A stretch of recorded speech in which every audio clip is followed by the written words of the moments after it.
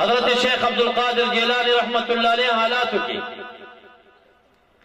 شان ورشاہ کشمیری رحمت اللہ علیہ فیض الباری شرح د بخاری کی پدا سے اجتماع کی تقریر کی غیر لوی متصرف انسان تصرفات باطنیه لره لوی انسان عالم و مډیر عجیب مای تفسیر روڑ تفسیر جیلانی پنځه جلد لري مطالعه مې په پویدم دومره علمی الفاظ لیکي داسې کارغناس دی لندې جلسه شروع ده د بیان شروع کړی دی بیان ډیر بلیغ دی خلک سم برابر کړی دی ګوري چې کارغه आवाज کوي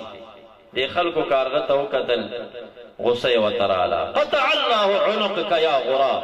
یہ کارغه دا سټ دی مات شاه زما جلسه کې خلل راوستا سټي پاغزه مات شلند را پری وته مرش د مجلس خلک حیران چا بزر کی دارا غری کنه چې دا ظلم دی ولی کارغه ته سګونه دا غریب پس کوي تایله خیره کارغه ته وکړه مبارک تقریر خلاص کړي او بیا پاسه پیدا کارغه راوړ کارغه چراوړ هغه سټه سره ور وستا